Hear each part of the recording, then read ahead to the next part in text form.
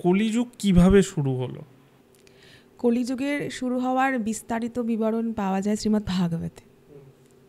ভগবান শ্রীকৃষ্ণের যখন দেহান্তর হলো, তিনি তার নিত্যধামে ফিরে গেলেন। তারপর থেকে সেই সময় রাজা পরীক্ষিত শাসন করতেন।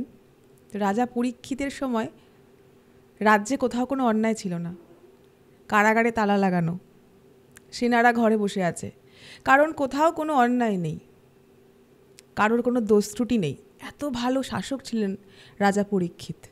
তা হঠাৎ একদিন রাজা পরীক্ষিত রাজ্য ভ্রমণ করছেন। তার একটা উদ্দেশ্য ছিল যে আমি রাজা, কিন্তু আমি রাজ্য ভ্রমণ করে দেখব যে আমার রাজ্যের কোথায় কি ঘটনা ঘটছে, আমার প্রজারা কেমন আছে। ঠিক সেই সময় রাজা পরীক্ষিত দেখতে পেলেন যে একটা ভীষণ কুৎসিত আকারের একজন মানুষের মতোই তার চেহারা, এত কুরূপ, এমনকি তার অন্তর, তার মনও অত্যন্ত কুরূপ। কেন বলছি? তাকে দেখেই প্রথমে মানুষ ভীত হয়ে যাবে। আর সে কি করছিল? একটি বৃষকে ক্রমাগত প্রহার করছিল। তার 3টে পা কেটে দিয়েছে। আচ্ছা, 3টে পা কেটে দিয়েছে। এবং সেইটা দেখে পাশে একটি গাভী, তিনি ধরিত্রী মা, গাভী ক্রন্দন করছেন, ভীষণ ক্রন্দন করছেন, আর বৃষও ক্রন্দন করছেন। রাজা পরীক্ষিত তখন সেখানে গেলেন এবং তাকে প্রথমে বারণ করলেন যে তুমি এটা কি করছো? আমার রাজ্যে কোথাও প্রাণী হত্যা হয় না, আমার রাজ্যে কোথাও এত বিভৎস আচরণ হয় না, তুমি এটা তাহলে কেন করছো? তুমি জানো না যে আমার রাজ্যে সবসময় শাসন কীরকম সুশৃঙ্খল? তুমি এটা বন্ধ করো। কিন্তু সেই ব্যক্তি শুনলেন না, আরও প্রহার করতে শুরু করলেন। তখন রাজা পরীক্ষিত নিজের তরবারি বের করলেন যে তোমাকে আমি বধ করব। তখন সেই ব্যক্তি নিজের পরিচয় দিলেন যে আমি কলিযুগ, আর ইনি হচ্ছেন ধর্ম। যে বৃষ, সে বৃষ ধর্মরূপী। তখন রাজা পরীক্ষিত জিজ্ঞেস করলেন যে তুমি কোত্থেকে এলে? আমার রাজ্যে তো এত অনাচার আমি দেখিনি। তখন কলিযুগ উত্তর দিলেন যে যেদিন ভগবান শ্রীকৃষ্ণ চলে গেলেন এই মর্তলোক থেকে, ধরাধাম থেকে, আমি সেদিনই এসেছি, শুধু আপনার দৃষ্টিগোচর এখনো হয়নি। তো সেই সময় থেকেই কলিযুগ শুরু হয়ে গেছে। আজকে প্রায় 5000 বছর কলিযুগের অতিক্রান্ত হয়ে গেছে। আর কলিযুগের গড় আয়ু 4,32,000 দিব্য বছর। আর যে বৃষরূপী ধর্ম ছিল, তার 3টে পা কাটা গেছে। মানে আমি এইটা একটু বিস্তারিত আলোচনা করি। ধর্মের 4টি স্তম্ভ: তপস্যা, সুচিতা, দয়া এবং সত্য। একটা করে যুগ পার হয়েছে, সত্য যুগ পার হয়েছে, ত্রেতা যুগ পার হয়েছে, দাপর যুগ পার হয়েছে, একটা করে ধর্মের পা কাটা গেছে। অর্থাৎ আমাদের মধ্যে থেকেই ধর্ম আস্তে আস্তে হারিয়ে গেছে। কলিযুগে তাহলে কি বাকি থাকলো? সত্য। এর আগের পডকাস্টেও কিন্তু আমি একটা শ্লোক বারবার বলেছি শ্রীমদ্ ভাগবতের, যে দূতম পানম স্ত্রিয়া শুনা যত্র অধর্মস্য চতুর্বিধা। অর্থাৎ কলিযুগে যে বৈশিষ্ট্য, কলিযুগ কিন্তু সর্বত্র নেই। অনেকের মনে হয় যে কলিযুগ মনে হয় সর্বত্র রয়েছে, আমরা সবাই কলির প্রভাবে রয়েছে, তা কিন্তু নয়। রাজা পরীক্ষিত যখন কলিযুগকে বধ করতে গেলেন, তখন তাকে বধ করা তো অসম্ভব, এটা তো নিয়ম যে কলিযুগ আসবেই। তখন কলিযুগ বলেছিলেন আমাকে কিছু স্থান প্রদান করুন, আমি সেখানে বসবাস করব। এই স্থানে যারা নিবাস করবে বা এই স্থানের সঙ্গে যারা যুক্ত থাকবে, আমি কেবলমাত্র তাদের ওপরেই প্রভাব বিস্তার করব, বাকিদের ওপর আমি কোনো প্রভাব বিস্তার করব না। তো দূতম, যেখানে খেলা হবে; পানাম, যেখানে মদ্যপান হবে; স্ত্রিয়া, যেখানে পরনারী সঙ্গ হবে বা পরপুরুষ সঙ্গ হবে; শুনা, যেখানে হিংসা হবে, প্রাণী হত্যা হোক বা যে কোনো প্রকার হিংসা হোক। এই 4 জায়গায় কলি কিন্তু বসবাস করছে। অর্থাৎ আমরা যদি এই 4 জায়গা থেকে দূরে থাকি, তাহলে কিন্তু আমাদের উপর কলিযুগ প্রভাব বিস্তার কখনোই করবে না, কারণ আমরা তো সেখানে যাচ্ছিই না। কলিযুগ শুধুমাত্র ওই 4 জায়গায় নিবাস করছে। আরও কিছু জায়গা আছে যেখানে কলিযুগ নিবাস করে। যেমন অনেক সময় আমরা এমনভাবে ধনী হতে চাই যেটা কিনা আমরা পরিশ্রম করিনি, সেই অর্থে ধনী হতে চাই, সেই অর্থে কিন্তু কলির বাস। যেটা কিনা আমার উপার্জিত নয়। আর বিবাদ, দ্বন্দ্ব, আজকে সর্বত্র দেখা যায় যে কারোর মধ্যে সহিষ্ণুতা নেই। কেউ কাউকে কিছু বলে দিলেই তার মাথা গরম হয়ে গেল, আমাকে বলেছে আমাকে উত্তর দিতে হবে। সেই যে সাবলীল ভাব, শান্ত ভাব, ধৈর্য ভাব নেই। কিন্তু যখনই এই ঘটনাগুলো ঘটবে যে আমাকে এটা বললি তোকেও আমি বলবো, তোকেও আমি ছাড়বো না, সাথে সাথে কলি অ্যাক্টিভ হয়ে গেল। তা যত রকমের অধর্মের জায়গা আছে, এই অধর্মের জায়গাগুলোতেই কিন্তু কলির নিবাস। অর্থাৎ যদি আমরা ভক্তি জীবনে থাকি বা এই 4 জায়গার থেকে দূরে থাকি, তবে কিন্তু আমাদের ওপর কলিযুগের কোনো প্রভাবই পড়বে না। আমরা সত্যযুগেই থাকবো, আমরা সত্যযুগেই কিন্তু থাকবো। এইভাবে কলিযুগের শুরু হলো। ভগবান শ্রীকৃষ্ণ ধরাধাম থেকে চলে গেলেন। তা কোনো একদিন রাজ্য ভ্রমণ করতে করতে রাজা পরীক্ষিত দর্শন করলেন যে কলিযুগ, সেই যে যার বাইরেটাও ভীষণ বিভৎস, যার অন্তর কুরূপ হিংস্র, সে কলিযুগ ছিল। সে কলিযুগ ধর্মকে প্রহার করছে। ধর্মের 4টি স্তম্ভ, 4টি পা, তার মধ্যে 3টি পাকে সে বিখণ্ডিত করেই দিয়েছে। তাহলে আমরা কলিযুগে কী নিয়ে বেঁচে আছি? ধর্মের একটি পা নিয়ে, সত্য। এইভাবেই কলিযুগের সূচনা হলো। আচ্ছা, আমি যদি তোমায় জিজ্ঞেস করি, এই কলিযুগে ভগবানকে পাওয়া কি সহজ? হ্যাঁ, কলিযুগে সত্যিই ভগবানকে পাওয়া সহজ। যেমন আমরা কলিযুগে প্রত্যেকে লাস্ট বেঞ্চের স্টুডেন্ট। আচ্ছা, প্রথম বেঞ্চের স্টুডেন্ট কারা? যারা খুব ভালো করে পড়াশুনো করে, যারা টিচারদের কথা শোনে। সত্যযুগে মানুষ অনাহারে বা বিভিন্ন উপায়ে কঠোর তপস্যা করতেন কিন্তু ভগবানকে পাওয়ার জন্য। তাদের জীবন ছিল একদম সংযমের মধ্যে। এ যুগে কেউ করবে? করবে না। সত্যযুগের থেকে ত্রেতা যুগে আরেকটু সহজ হলো। ত্রেতার পরে দাপর যুগে আরেকটু সহজ হলো, কারণ দিন দিন কিন্তু অধর্ম বাড়ছে। কিন্তু সত্যযুগের থেকে কিন্তু ত্রেতায় বললাম যে ধর্মের পা কাটা যাচ্ছে। তো সেই ক্ষেত্রে কলিযুগে আমরা সকলেই একদম লাস্ট বেঞ্চ স্টুডেন্ট, আমরা কথা শুনবো না। তো ভগবান কি করলেন? ভগবান বললেন যে এ যুগে তো কেউ সেরকম কঠোর তপস্যা করবে না, তাই কলিযুগে নাম রূপে কৃষ্ণ অবতার। কলিযুগের নাম রূপে কৃষ্ণ অবতার, অর্থাৎ নামই অবতার। এই যুগে যখন আমরা ভগবানের নাম জপ করব, তার দ্বারাই কিন্তু আমাদের মুক্তি হয়ে যাবে। আমাদের আলাদা করে কঠোর তপস্যা করা, যজ্ঞ করা কিংবা সাধনা করা কিছুর প্রয়োজন নেই।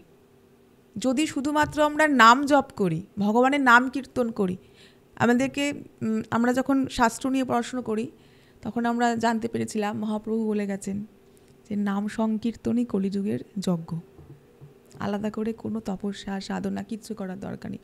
হ্যাঁ, 4 নিয়ম ফলো করতে হবে, 4 নিয়ম মানতে হবে। যে জায়গায় কলিযুগ নিবাস করছে সেই জায়গাকে পরিত্যাগ করে দিয়ে অপরাধ শূন্য হয়ে যদি আমরা শুধুমাত্র হরিনাম করি, তবে কিন্তু আমরা ভগবানকে ঘরে শুয়ে বসেও পেয়ে যাব।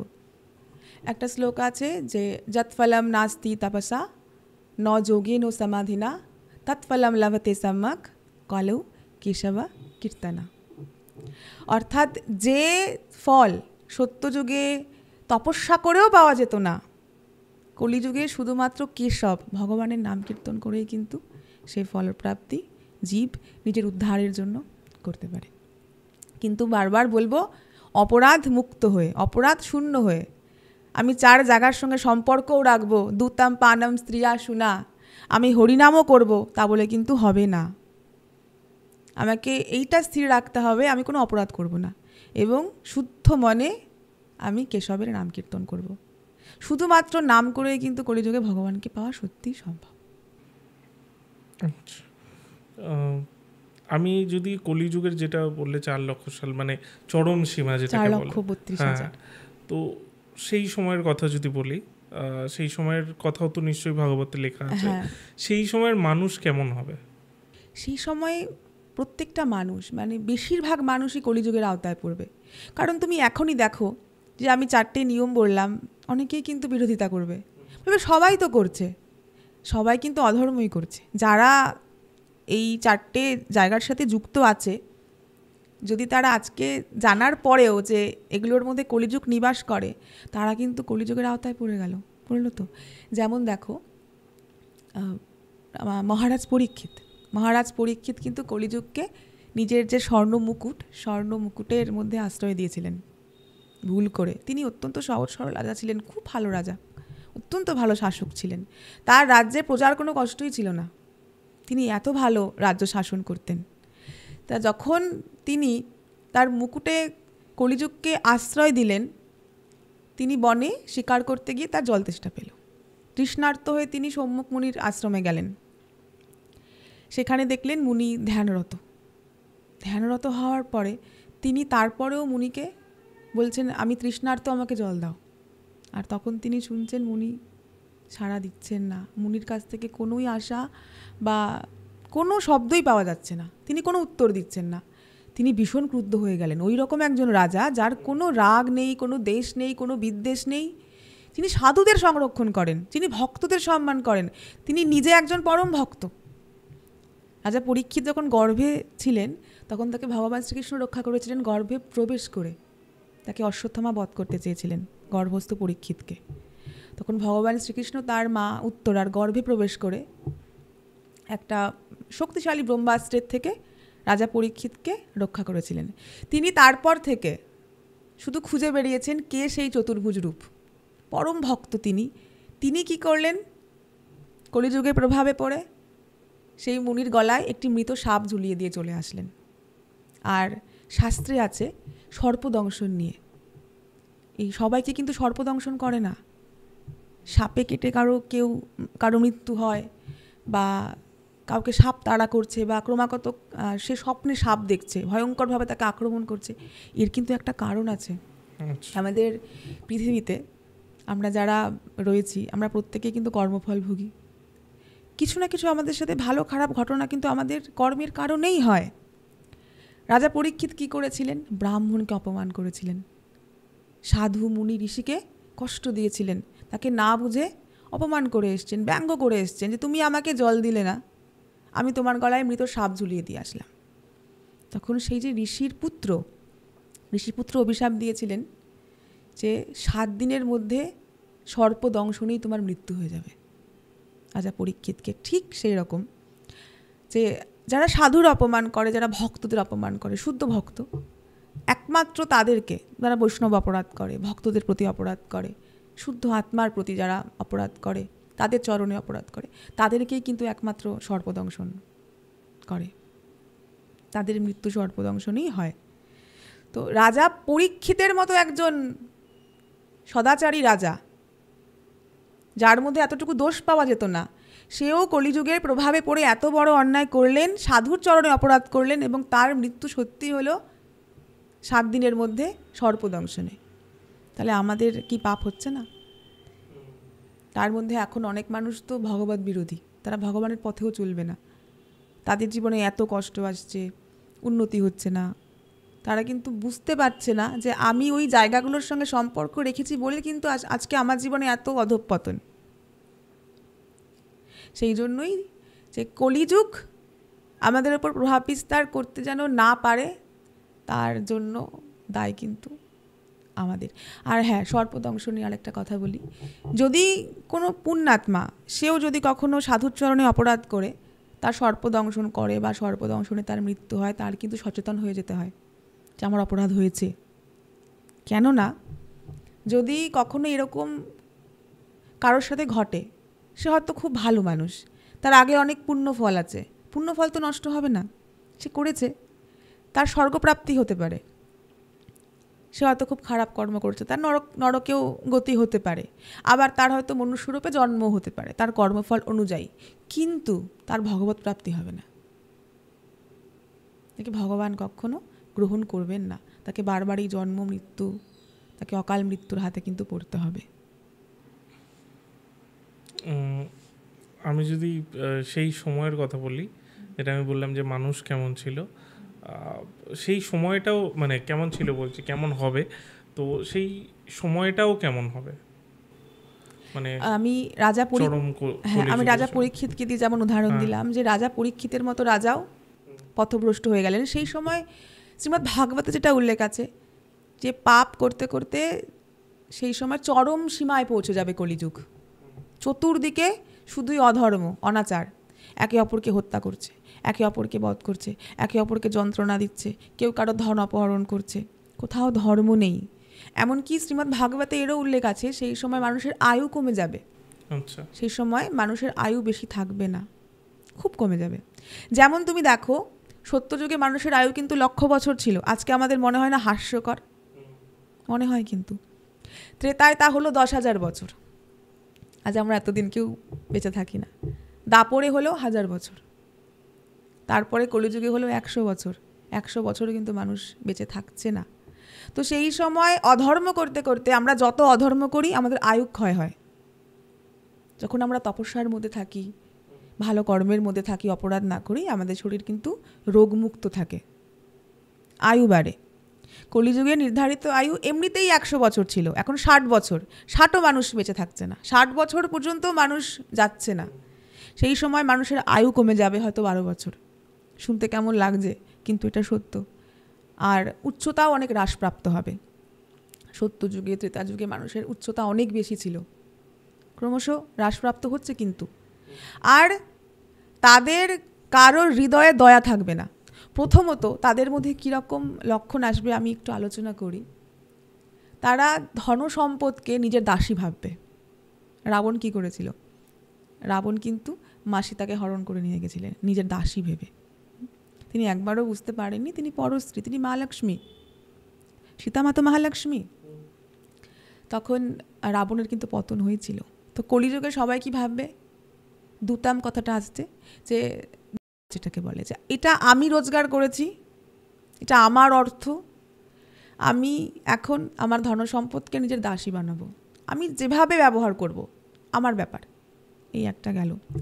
দ্বিতীয়ত প্রাণী হত্যা, নির্বিচারে প্রাণী হত্যা, দয়া হারিয়ে যাচ্ছে, যেটাকে বলছে শুনা। তারপরে পরস্ত্রী সঙ্গ, পরপুরুষ সঙ্গ।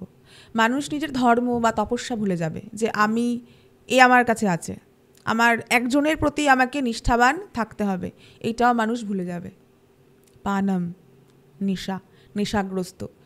তুমি ভাবতে পারছো তুমি যে যদি এই সমস্ত গুণ, অবগুণ বলো, যদি একটা মানুষের মধ্যে চলে আসে আর তা দিনের পর দিন বাড়তে থাকে, কি হতে পারে? কেউ কাউকে মানছে না, কারোর প্রতি কারো মনে সম্মান নেই, প্রত্যেকটা মানুষ অধর্মের সঙ্গে যুক্ত।